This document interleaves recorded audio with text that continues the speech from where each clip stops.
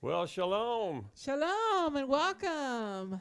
Shabbat Shalom. It's a wonderful Sabbath day, and we are here to worship God and to learn from Him and His Word. Amen. So we're Hallelujah. asking Him to come and teach today because He's the great teacher. Hallelujah. Yes. So if you will, let's pray and ask God to be with us as we study. Avinu Shabbat Shemaim, our Father who is in the heavens, we ask you, Lord, to be here today with us as we come together to study your word and to learn more about you and your kingdom. The rabbis say you're Ein Sof, but we know that you can reveal certain aspects of your nature to us as we study when we ask you, Yes. Lord, to do that. Yes. We ask you to join us and give us the excitement and knowledge that comes from your word and to help us to be able to reach up into the heavenlies unto your kingdom. And we ask you, Father, to open our eyes in your kingdom and help us to enter it in the name of Yeshua the Messiah. And the congregation says, Amen. Amen. Everybody say, Lord, I'm hungry. Lord, I'm hungry. I ask you to feed me. I ask you to feed me. And I'm thirsty, Lord. And I'm thirsty, Lord. I ask you for living water from heaven. I ask you for living water from heaven. Let it pour into my soul Let it pour into my soul. to wash me inside and out. To wash me inside and out. In the name of Messiah Yeshua. In the name of Messiah Yeshua. Amen. Amen. And your word says that when you pray, if you ask and believe that you receive, it will be done for you. Yes. And so we believe that we receive today, Lord, in the name of Yeshua. Amen. Amen. You may be seated.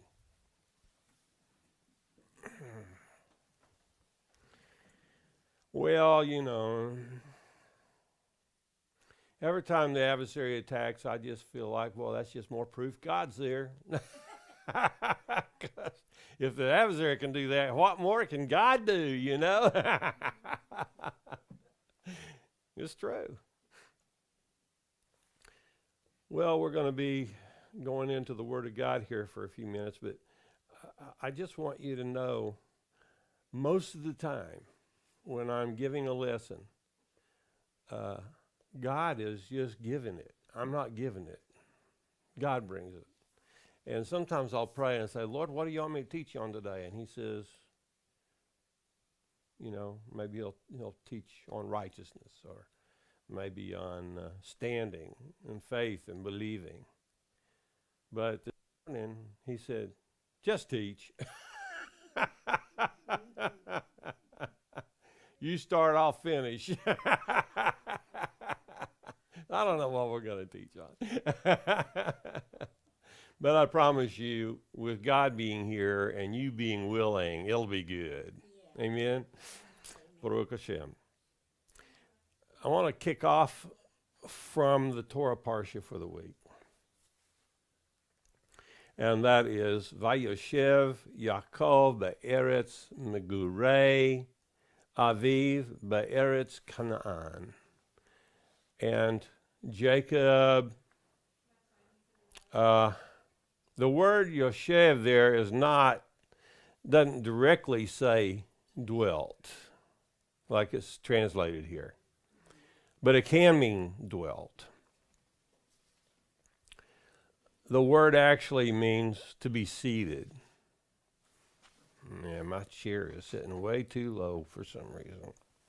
You might want to check the camera and make sure I'm still within the proper range of where I'm supposed to be. Okay. So it says Vayeshev. Now, literally, shev means to sit. I don't know if you can see that there or not. And you can see it says literally to sit down. And specifically, here's where it gets fun. As a judge. In other words, where you're sitting, you have authority. Implication is to dwell, to remain, causatively, to settle into an area, or even to marry. So when we look at this word, Yeshev, it's telling us a lot more than to just dwell. Let me go ahead and just show you a neat little trick that I use on my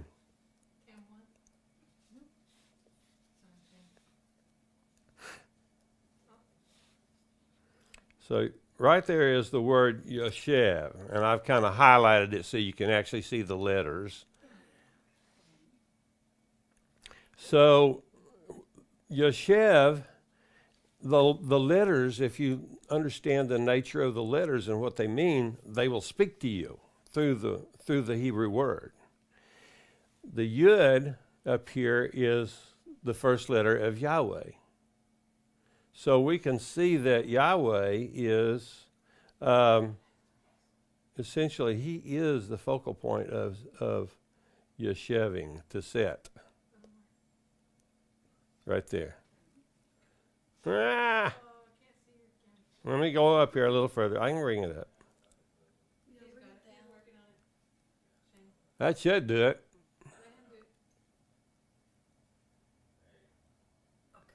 Okay, I got the screen zoomed out a little, zoomed in close so that you can see it better.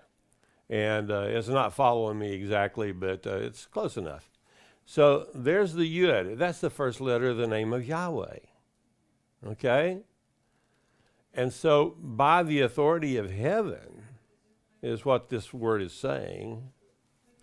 Then the next thing is Shin, which is the first letter of Shalom. To have peace. To relax.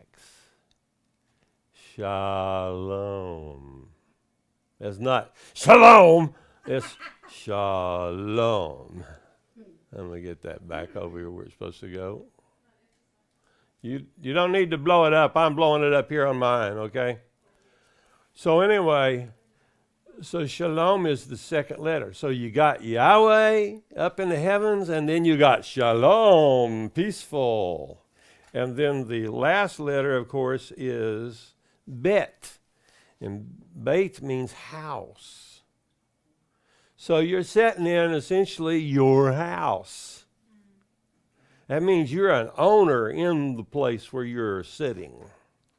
So the concepts all added together, dwelt doesn't really quite do it, but to be living in an area where you are in control, you own the house, you're sitting there, you're at peace.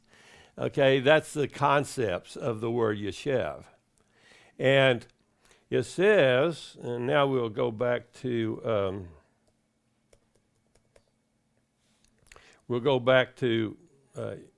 Yaakov was dwelling. So this first pronoun here is the word he, the pronoun he, and it's pointing to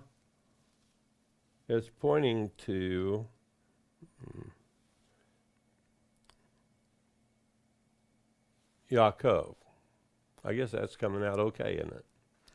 So the letter Yud that's highlighted is pointing to Yaakov. So, and Yaakov Yesheved. He owned the house that he was sitting in, or the land that he was sitting on. He's in peace. He's happy. He's content. Okay?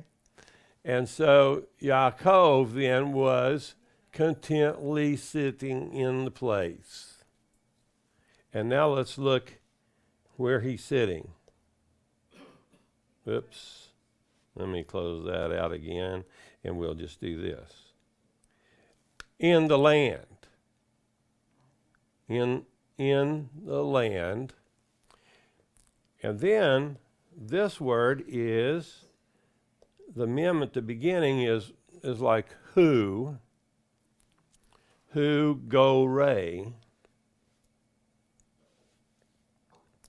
Go ray means to be, he was a stranger or a sojourner of wherein, okay, of would be the proper thing to put there, his father.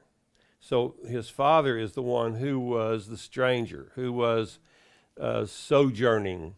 He was passing through. He wasn't really a resident there. He didn't own land there, except he bought the cave of Machpelah, but that was a burial site. But he didn't actually own land to live in there in this country. You following me?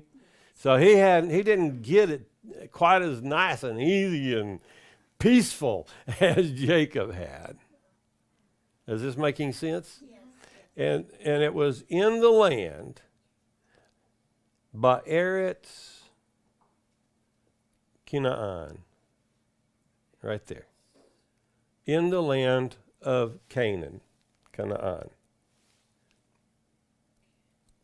So you can see then that the message of verse 1 is Yaakov was a resident, whereas his father, Isaac, was just a sojourner. He was just passing through.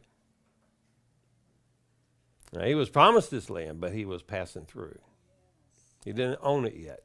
Now Yaakov's got a house there. Hey, he's now got a residence. He's a resident, not an alien anymore. Is this making sense? Yes. So when you understand that, it tells you a lot about the characters here and how they're interplaying with the local residents. Who else is a resident here? Well, all the Palestinians were residents there. The Palestinians. Somebody said, well, that's not in the Bible. Yes, it is. The Philistines, remember Goliath? He was a Palestinian. Yeah. And King David come along and said, you're nothing. Boom! And he knocked him out with that rock. And then he went up there and he got his sword out of his whole. He didn't even have a sword. He was up there and he pulled Goliath's own sword out and whacked his head off. And carried that bloody thing all the way down to Jerusalem. Why did he do that? Because there was a reward on that head. Okay? These guys were giving Israel a hard time, and he just beat the best of their best. And he was just a shepherd boy. Isn't that awesome? He probably around 16, 18 years old at most. He wouldn't be 18. He'd be in the military at 18. But he was a young man. And when he came up, Goliath is like 10 feet tall, and he's looking at him and says, what is this? You come after me with staves and sticks and stones, you know. This day I'm going to feed your flesh to the birds, boy. You're going to be food for the beasts. And David looks at him and says, guess again.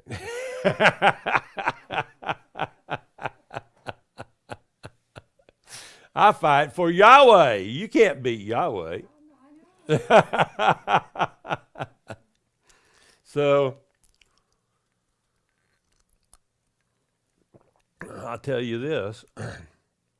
For the past 15 or 20 years, witchcraft has been trying to drive us out of here.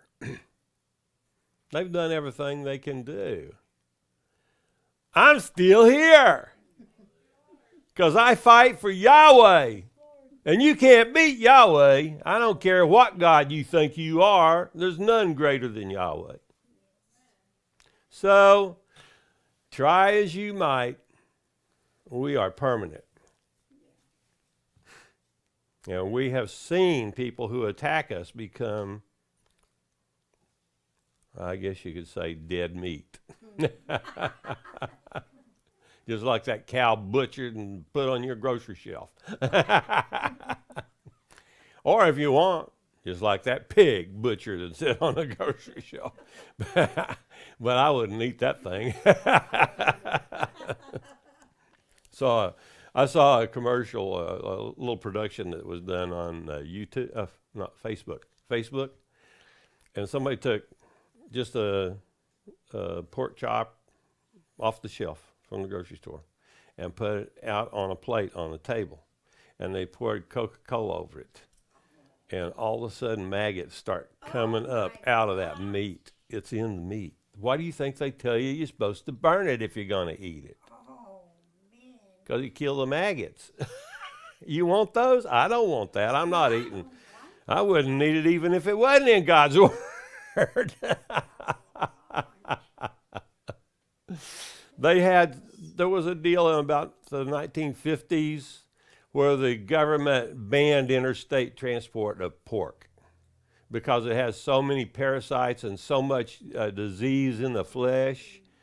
Trichinosis is very deadly, and it's in the flesh. And the only way to keep from being killed by it is burn it when you're cooking it. You have to overcook it. I don't want that in my body, even overcooking it. I don't want it there. And so they banned interstate transport because they found that the pigs coming out of Florida have these parasites and disease and all that stuff in there. And so they said, no, we won't let you transport it interstate because we don't want you contaminating the rest of the pork that's in the country. Then they began to explore the rest of the pork that's in the country, and it's all got it. There isn't any pig that doesn't have that in its flesh. And so they said, well, there's no use of banning interstate transport. You might as well go ahead and ship it.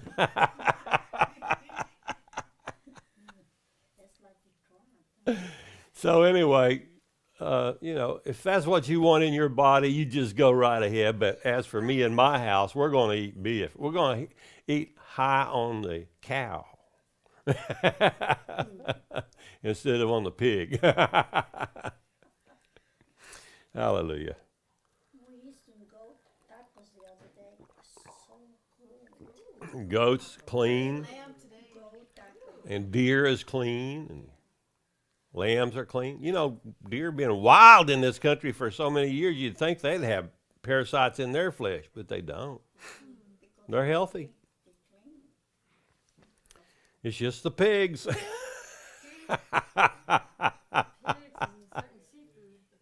Which proves one more thing. God knows what he's doing when he tells us don't eat that junk.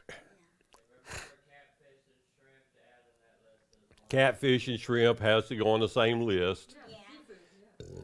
Why? lobster. Mm-hmm. Lobster and oysters. One time a so-called, quote, friend of mine invited me over to his house for dinner.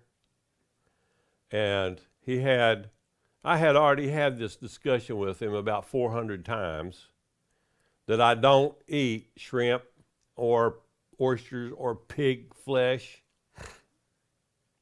So what did he do? He invited me over to his house for dinner, and he didn't tell me what he's going to fix. He already knows I don't eat it, so I figured he's not going to fix that, right?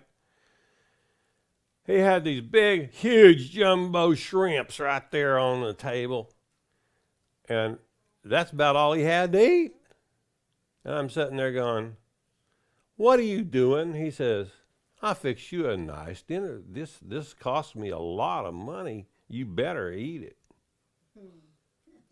And I prayed and I said, Lord, what should I do? He says, just eat one. And then I'll show you what to do next. So I ate one. And that night I went home and I had a horrible asthma attack. My body was breaking down from it. And when I called him, I went back over to his house and I said, look, that shrimp you made me eat caused me to come down with a huge asthma attack, and I'm not going to have that anymore. So if you make anything that's off my diet list, you can expect me to say no thank you when I come. He said, I'm sorry, I didn't know that you would react that way to that. I said, well, it's filth. What would you expect? Yeah, it is. I never went over to his house for dinner anymore because I didn't want to go and be, tainted by his food. Yeah. So that's why Daniel and Hananiah, Mishael, and Azariah all refused to eat the king's food because he's putting shrimp in all of it, Oh, no, we're not going to eat that. You give us some vegetable soup and we'll eat that. And when they checked the health of these 4 Jewish boys, sometime later, they were healthier than all the rest of their servants. And They were well-fleshed. In other words, they were developed well. They had good muscle tone, and they were really in good shape. And all the others were kind of like, yeah, well, not quite so good. So, if you put enough of that stuff in your body over an extended period of time, and you don't expect to get sick, you're still going to get sick. Because it's not good for you to have that in your body. God knew what he was doing when he told us, don't eat these things. I didn't make them for you to eat. I made them to clean up the garbage off the earth. And I don't want you eating that. You're above that. So we are his children. We are his children. So anyway, I think it's so awesome to see these Hebrew letters in the context. Bring my Bible back up again. And I'm going to talk about Migurei.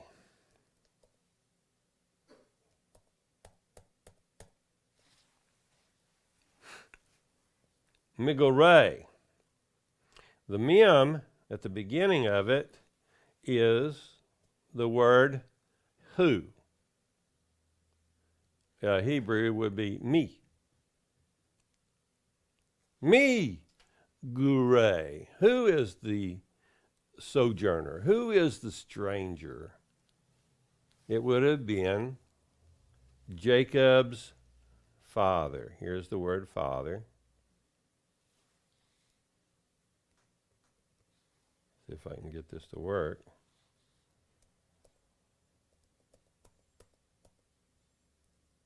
It's not going to work for me. That's all right. It doesn't have to work for me. I can do it this way. Anyway, you see the word I'm talking about. Aviv. Aviv. This is the same thing as this Aleph here is. I wish this was working a little better. Anyway, this Aviv is its nature is the first letter is Aleph, and that's the first letter for El, meaning God. Okay? And you're supposed to treat him, your father, as a God. You're not supposed to be treating him as earthly. And then the second letter is Bait, is Bet, the house. He's the God of the house, the ruler of the house. And that's why God says, honor your father and your mother.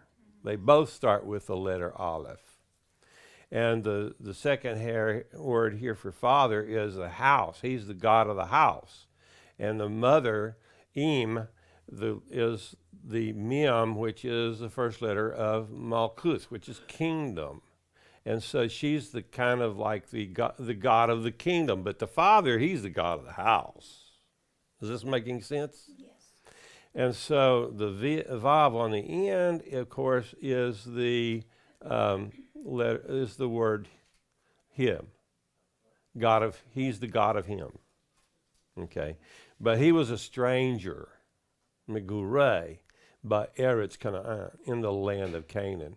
And the land of Canaan is the land that God promised to our fathers.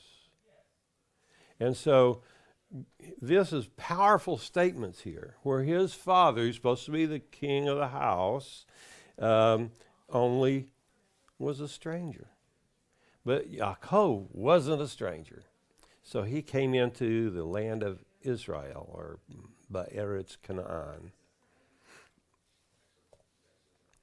And it says, then it starts talking about these are the generations of Yaakov. Joseph was not his firstborn. So why did they put Joseph there first? And they didn't even talk about the rest of his sons. Yeah, how many sons did he have? 12. Come on in. I'm doing great. I hope you are too. What's your name? I'm David. David. Well, nice to have you here. Yeah. So we're just talking about a little bit about the Hebrew here and explaining a few things. That each letter has a meaning in its own, and when you understand them added into the overall word, it says a lot more than what your simple little translation has.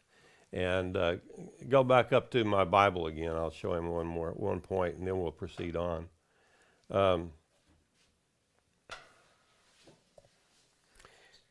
Vayeshev is the name of this week's Parsha, and I've got it highlighted up on the screen. You can see it up here, I think.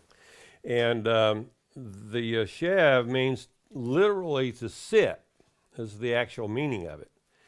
So why did they get dwelt? Well, dwelt is probably as good as you can translate it, but it literally has to do. Figuratively, it means to take ownership. If you sit in your house, you're the owner of the house, that tells a lot about you. And so here, the Hebrew says a lot more than the translation. And we see that Yud, the first letter of that, see over here it says, yeah, that's a Yud, the letter Yud. First letter of Yahweh, and it means you have authority, okay? And then Shin is the first letter of Shalom. It's not Shalom, it's Shalom. It's peace, it's joy. Ownership is the feeling of it. And then the last letter, Bait, means house. And the understanding and the order of these things, the way they're laid out, is that this is your house that you're sitting in. So you can see that it would be to dwell in this house that you own, or in this little piece of turf that you scraped together enough to buy, and that's your property. Just like Abraham bought the cave at Machpelah, the place where he buried Sarah.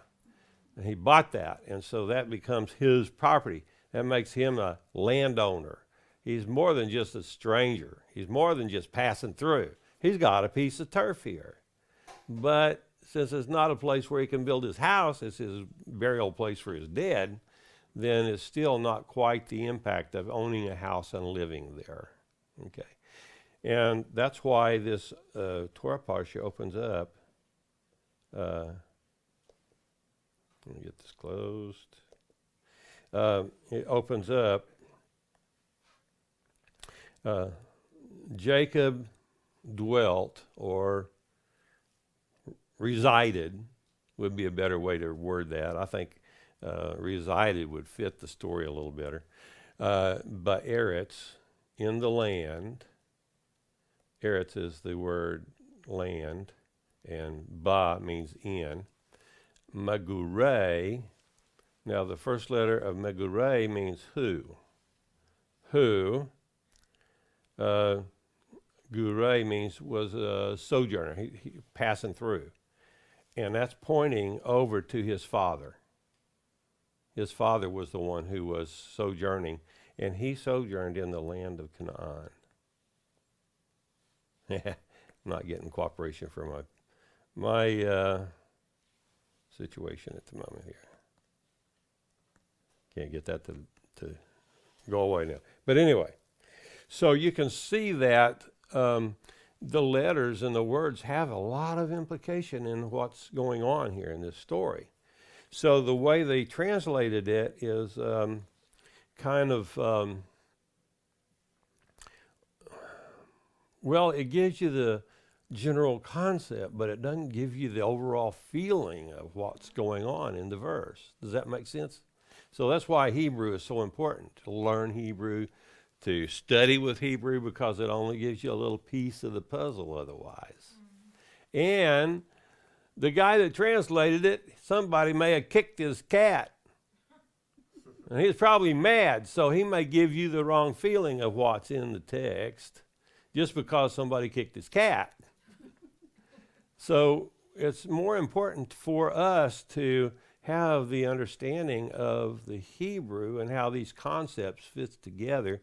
Hebrew is a very conceptual language, and it says so much more that can't be really translated. And so, Ele toldot Yaakov Yosef ben Shiva Esrei Shana Haya Ro'eh et Echav, his brothers, but zone in the flock. So let me just go back and touch on some of these. We've got Ele Toldot. Toldot is Yeled is the root here, and that means the offspring, somebody's offspring. It means that it's their own natural child, as Abraham wouldn't have born a child because he doesn't have a womb, unless you use Sarah's womb, okay, and that's what he did. And so she is the one who actually bore the child. And here it'd be Yitzhak and come on, brain. My words are not hitting on me here. We got Rachel and Leah. That's the wives of Yaakov. And we've got Rebecca is the wife of Isaac. So Isaac bore him Yaakov. So Yaakov would now be the father who's being discussed in this section, and he had two wives. His wives were Rachel and Leah, and of course their handmaids became his wives also, Bilhah and Zilpah. Yeah. Okay, so we've got a lot going on in here, but if you'll sit down and really work through all the Hebrew and look at the meanings of the letters along with the meaning of the word. See, like here's Shana. Shana is a great word. It starts off with shin, just like the feeling of peace and security. Okay. The letter shin, shalom, is actually connected to an earlier Hebrew root, which would be salam. It's kind of like what the Muslims say when they say shalom. They say salam. But it's actually an ancient word that means to have a completion of contract. Okay? So if you're a contract employee of some big company, IBM or whoever, and so you've got an agreement with them. You've talked to the department head and you've got his approval. Like he's talked to his human resources. They got their approval. Everybody's all worked out. So now you get a contract that says, if you will do this, we will pay you this much, right? Okay, so if you get the job done, then you have a right because of your contract to go to the boss and to the human resources or to the pay period people and say, I finished my contract and I'm now ready for my pay. You don't have shalom until they give you the money. Is this making sense? So shalom is a completion of contracts. And here, the year starts off with a completion of contracts. Okay? Nun, come on, get my pen to work here. Nun is a powerful letter. The rabbis teach us that it's the letter of Messiah, heir to the throne. It's a much narrower width letter than the other letters. If you look over here, you'll see this one's much wider. But the nun is very narrow. And what the nun tells us is that he's not going to be here very long at the beginning. But if you look at the end, here's the nun as a final letter. Look how it digs into the earth. Well, what does that mean? Well, he's going to be buried in the ground, just like Sarah, his mother, Sarah. He's going to be buried in the ground. And that's the picture of Messiah, isn't it? So that's the message of the Messiah in the Hebrew text. So the year then, right in the middle, is Messiah. And the end of it is, of course, the Spirit. It's the letter He. It's like our letter H. You can't hear it if it's on the end of a word. But if it's at the beginning of the word, then if you're not English, you can hear it. But if you are English, then it still is invisible. But that's the way the Spirit is. You have to be really listening for it to speak to you. And then Haya means to be. It's the tenses of the word to be. Depends on how it's conjugated in this context. Roeh means to feed. So he was 17 years old when Roeh, the resh, is more like a servant, more like poverty. Resh means poverty. Yarish means inheritance.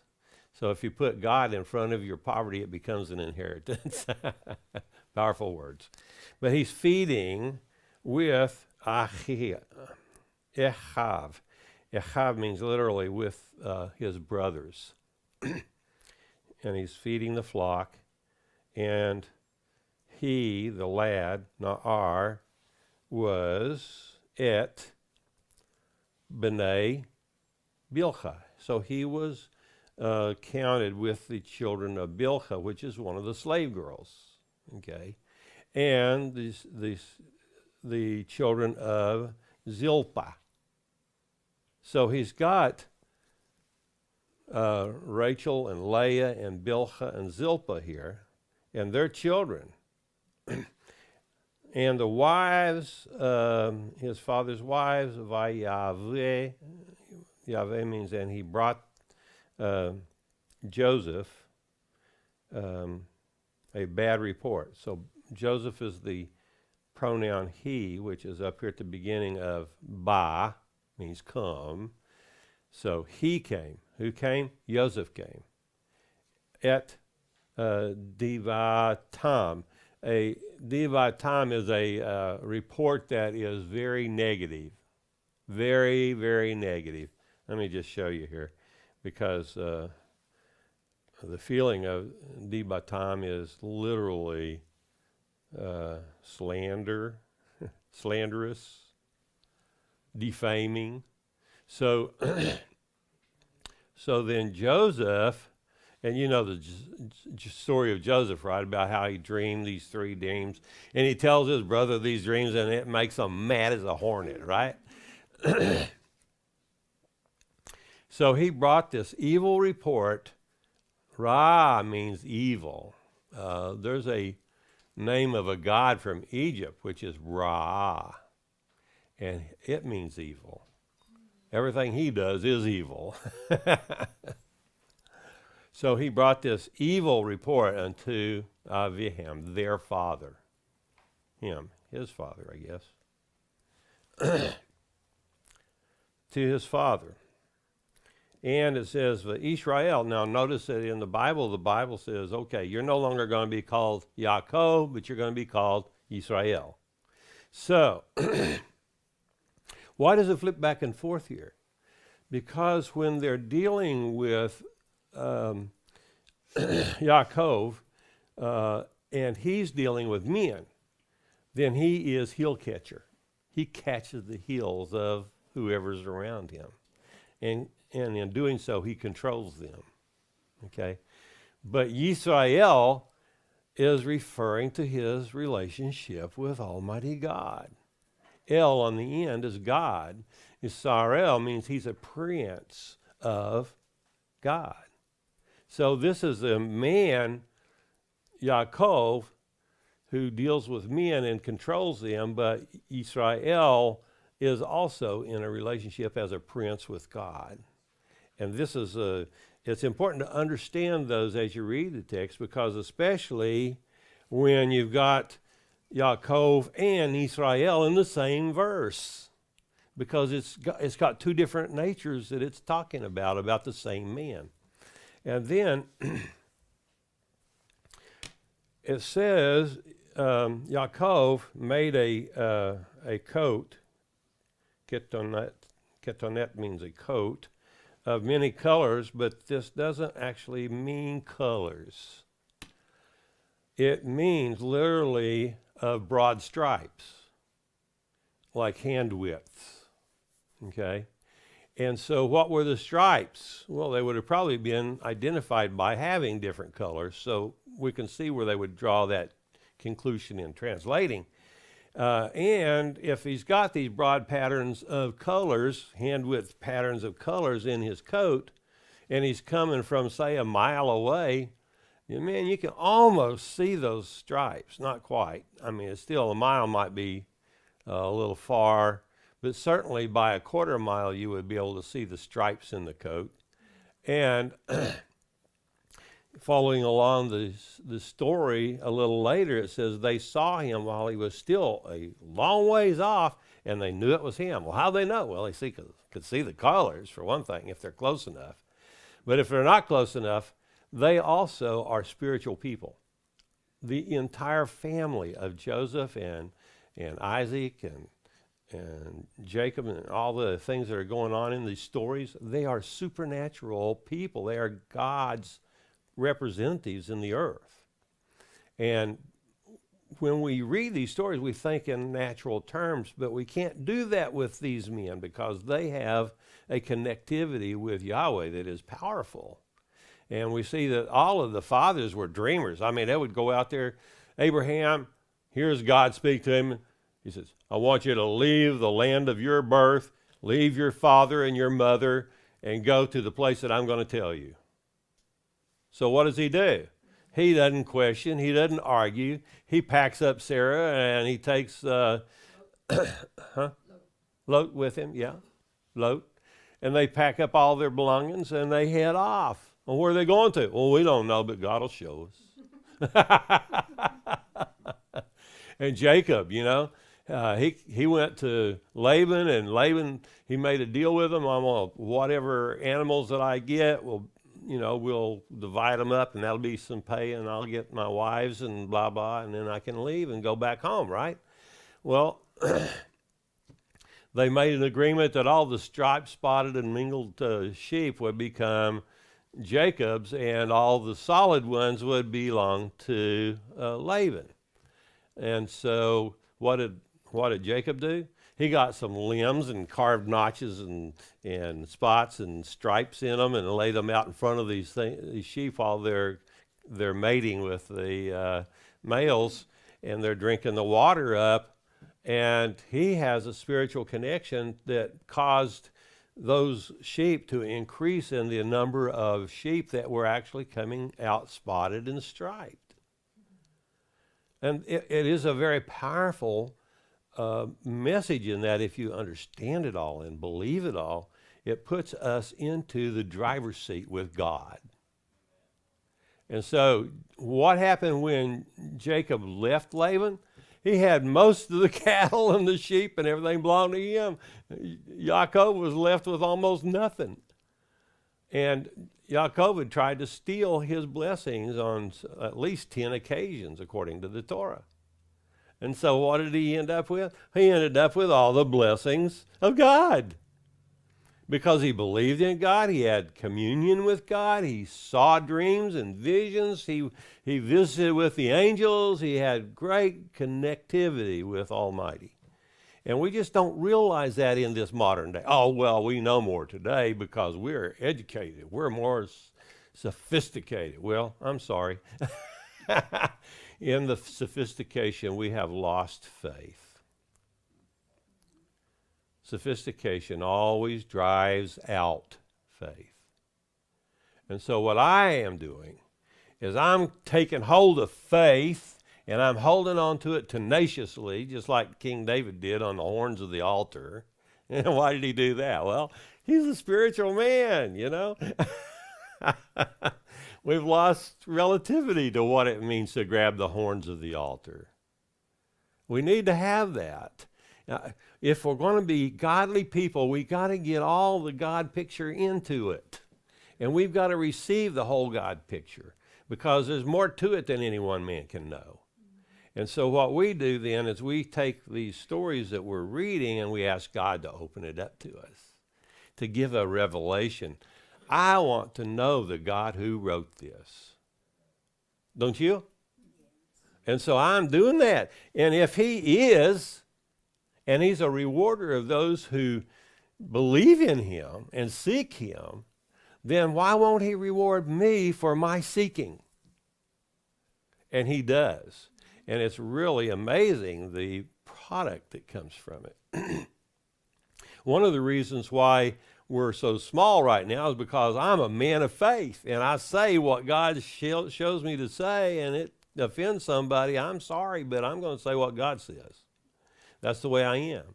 And so we've got about probably 20 or 30 people watching online, and they may not be live at the moment, but they will come back and see the archives because they always look for it after we get off the air. But what we do is we are attracting to us those who want to be that way with God. Now, throughout the Bible, all the way from the beginning to the end of it, there have been men who wanted more of God, and they stood out head and shoulders above everybody else. And you see that Adam, he was the first one that wanted more of God. He walked with God in the garden. I mean, he was living out a vision of Yahweh, and it's like it's almost nothing but Yahweh at the beginning. But then God says, don't eat of this other fruit over here. Just eat of this fruit, and you'll be fine, you know. And so that's what he did. But when he ate of the other fruit, like he was forbidden to do, all of a sudden, he's got contaminated fruit that he's eating. And it contaminated the knowledge that he had, which was a powerful, strong knowledge of Yahweh. And it says that he then began to see with his natural eyes rather than with his spiritual eyes. And it says, and his eyes were opened and he saw that he was naked. Well, he was naked naturally, not supernaturally. Supernaturally, it didn't matter whether he had clothes on or not. I mean, it's such a powerful statement that he was naked and was not ashamed. It's a very powerful thing. If I could see through you and everything you've ever done, would you be ashamed? Yeah, absolutely.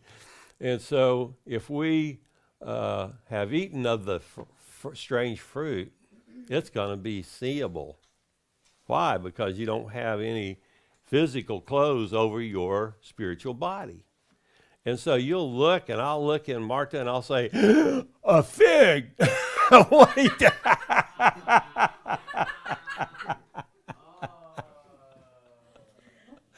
What have you done? You get the point here?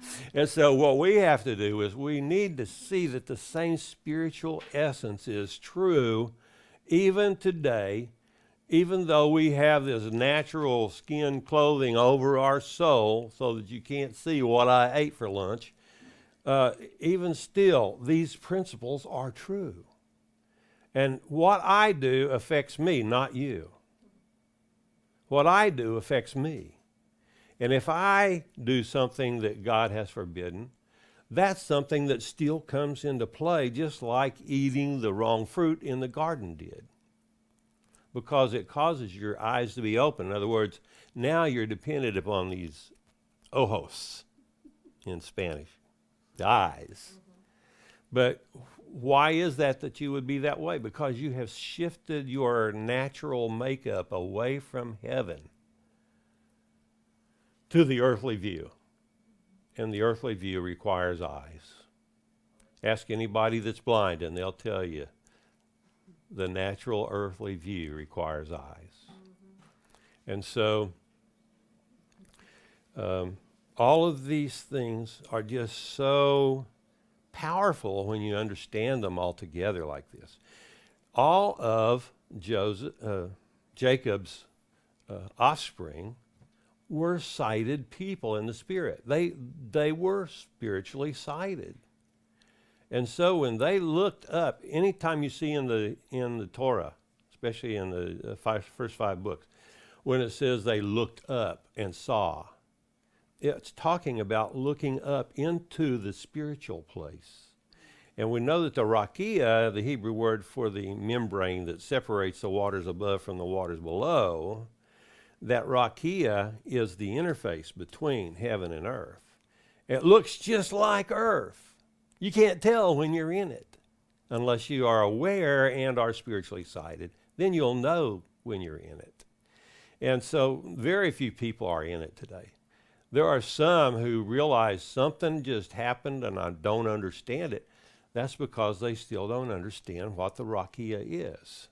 And that when you go into the rakia, all the laws of physics are disbanded. They don't exist. That's why miracles can happen there. They can't happen in the natural world unless you bring it through the rakia, the interface between heaven and earth. Then the miracles can happen in the earth line. And so what are we doing here? We're seeing this verse that we just read, Vayisrael ahav et Yosef mikol banav, and Israel loved Yosef more than all of his children, because Ben Zekunim, son of the old age, was he to him, to Yaakov. He was excited about this because he wasn't really, he was like his father, Isaac, and like Abraham, who weren't supposed to have children at that point in life. And yet they did. And why is that? Because they lived in the rakia, where miracles happen. And so anyway, he was the son of the old age, and he made him a coat of many colors, and all of this is in the spiritual. If you were alive at that time, you may not have even seen Joseph's coat. You would think, well, that's a nice coat, but it wouldn't give you the appearance of what you are reading in the Bible, because you're reading a spiritual event. And all of the Bible has mingled with natural, spiritual, going on simultaneously, because everybody who's a key player in the Bible has spiritual eyes as well as physical eyes. Everybody. And if you want to understand the Bible, you're going to have to learn to look into the rakia, the interface, with your spiritual eyes and see what's really going on. And then everything that's said in there makes 10 times more of a statement, and you walk away with knowledge of Almighty Yahweh. And that's awesome. Yeah. I can show you how to do that. I mean, I've been living this for about close to 50 years. Close to 50 years. I used to see things in my room when I was a kid. And I'd go into my mom and say, Mom, there's somebody in my room, you know. And she'd say, oh, that's just your imagination. Okay, so she comes into the room with me and she turns a light on. Now look under the bed. Is there anybody under the bed? No. Anybody in your closet? No. You know, let's look in the bathroom. Is there anybody in the bathroom there? No. Okay. Well, it's just your imagination. Don't talk like that or people are going to think you crazy. So I quit believing in it. But I still saw it when I was a kid. But I was just told that's imagination, so it's not really there. And eventually I got to where I couldn't see it anymore. But then when God started showing me the truth, all of a sudden I'm seeing it all again. And now it all makes even more sense. There are angels and there are demons. There are devils and there is God. And we have access to the entirety of the kingdom of heaven because it's in us and we are in it. It's a concept that's hard for the human mind to grasp. But we can be simultaneously in the rakia, the kingdom of heaven, the God's realm, and in the natural earthly realm at the same moment without leaving our bodies. We're there. Yeshua told Nicodemus in John chapter 3, He said, no man has ascended to the heavens except for he who came down from the heavens, the Son of Man, who is in heaven. In other words, while he's sitting there talking to Nicodemus, he's saying, I am a part of the heavenlies. That's the exact same thing that Yaakov was. The exact same thing that Isaac was and Abraham was. And Yeshua was no exception to the rules. Except he had a birthright majesty in it. And that the whole of the kingdom of heaven must obey him. Must obey him. If he said it, it had to become. And that's why even Yochanan, the disciple of Yeshua, he wrote in the beginning, in the first 12 verses of John chapter 1, he said that he is in the beginning and he is God, he was God, and you know, all that about God and how he's one with him. And he's saying the exact same thing as Genesis chapter 1. And what's Genesis chapter 1 say? In the beginning. In the beginning. And that's what's in the first verse of John chapter 1. And so in the beginning, God created. Now, there are so many different ways to read it in Hebrew, and they're all true. Because it says, let me just go back to Genesis chapter 1.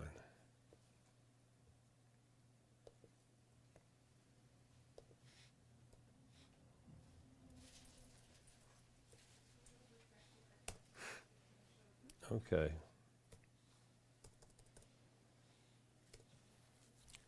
Here we are. Bereshit. Where do you divide words up in Hebrew? The rabbis say that this can possibly be two separate words. But we see it as one word. Because we got this big space between the tav and the bet. But you didn't have machine-made fonts when the Bible was written. It was written by hand. And you can't tell where one word ends and another one begins except for context. Contextually, in verse 1, it probably makes a little more sense to have it the way they did it. But it's the Peshat, the simple understanding. And so what else do we have? Well, we have Sod, Remez, and I don't know, there's another one. Sod, Remez, and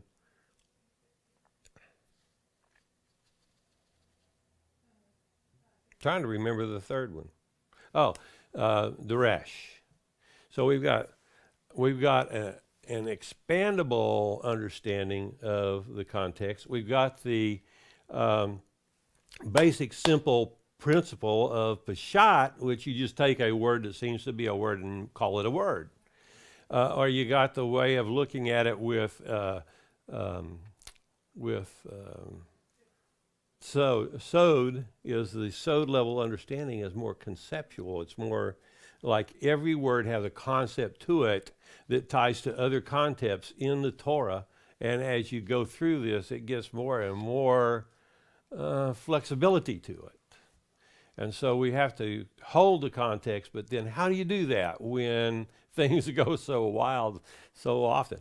But if you break this word into two words, it becomes Borei Sheath, meaning created six. Created six. Borei Elohim, well, there's positive and negative in the Elohim. We've got the devil and all of his servants. You got God and all of his servants, right? And that's all the Elohim. Okay, so that's two categories of Elohim we have here. And then we have Hashamayim. Well, that's plural also. Notice that the ending is Mayim, and that's plural. Well, what does that mean? Well, there are the heavens, then there's the interface between the heavens, and then there's the earth. So the earth would be the non-heavens, and the interface between the earth and the heavens is a second heaven, and then the third area is a third heaven. Okay? And even Paul said, I went to the third heaven. Oh, what is he talking about? Well, I understand it. It makes sense to me. Why so? Because I've experienced it myself.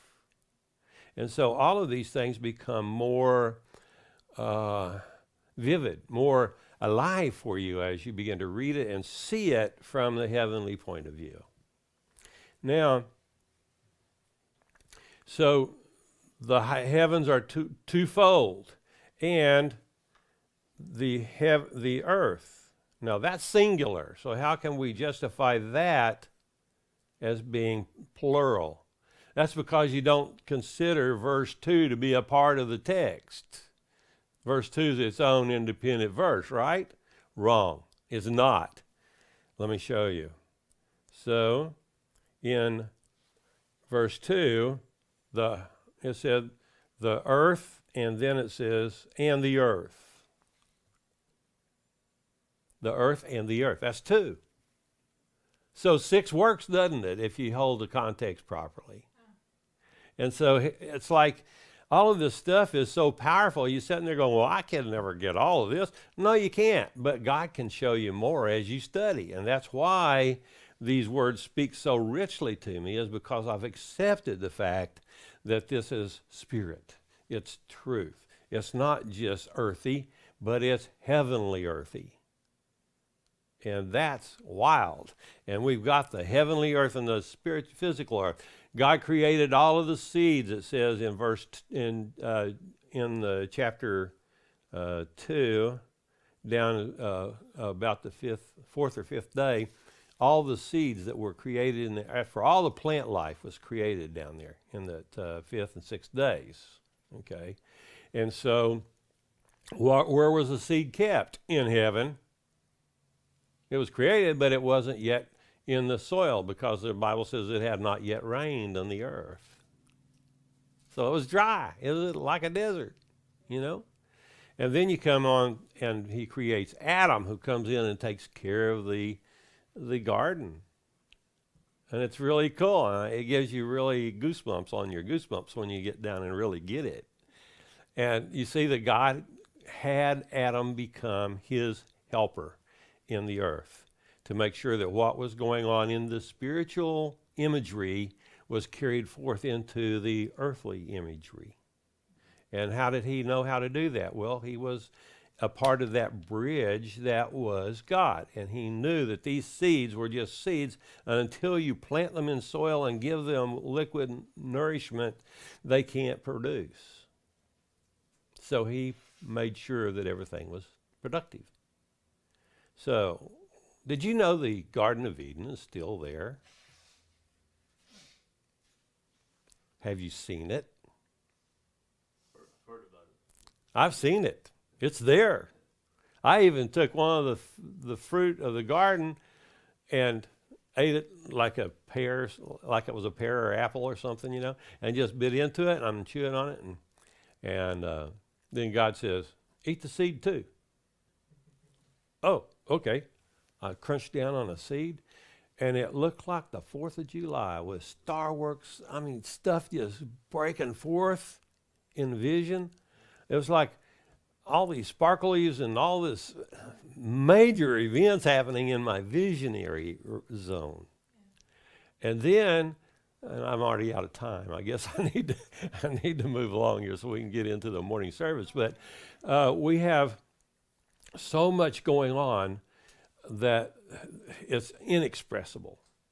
And we just need to get in there and start experiencing God's kingdom and let him operate our brains for us, because we've lost how, and he will if we ask him to.